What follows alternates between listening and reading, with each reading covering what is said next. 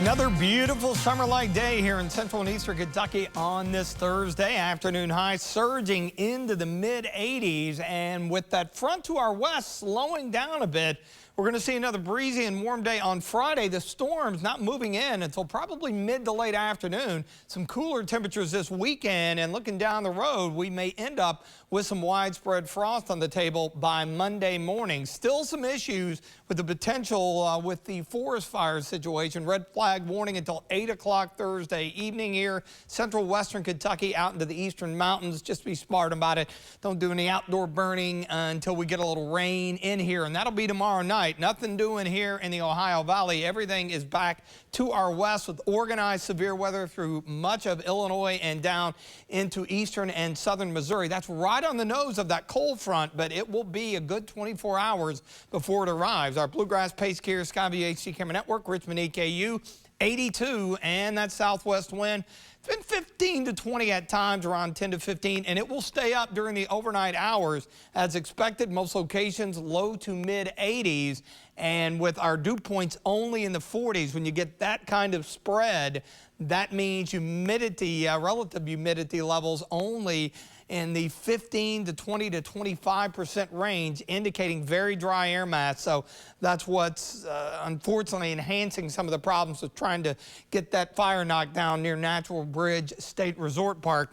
Look at the Ohio and Tennessee Valley, 86 in Bowling Green, 84 Paducah, 85 in Nashville. High pressure and control, and of course that's kicking that southwest wind up. There's your frontal boundary making some progress eastward. We'll see a secondary wave develop along it. That will bring some beneficial rain tomorrow night, but in the short term, warm evening and a very mild start tomorrow. Will be in the low to mid 60s, and then eventually get into the mid to upper 70s. Notice how few storms light up. Our in-house data trying to pop a few ahead of a cluster to our west. These could have some strong winds with them. And look at temperatures. Again, mid to upper 70s, and entirely possible to see low 80s down south, especially if we get some sunshine.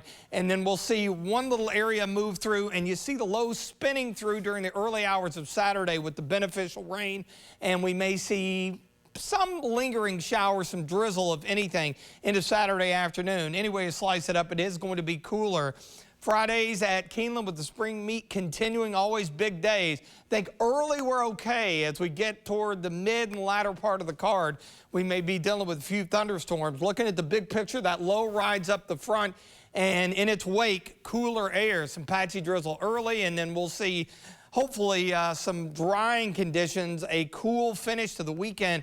54 for the afternoon high. Note this high pressure building in. As that happens, that is going to allow that cool air to drift in here Sunday afternoon and into Monday morning, and that could set us up for that widespread frost event. So just plan ahead. You'll probably have to cover those plants up or bring them in on Monday morning. But first things first, mid to upper 70s here in the Bluegrass, low 80s down south and southeast tomorrow, with the storm chances increasing late afternoon tomorrow night into Saturday.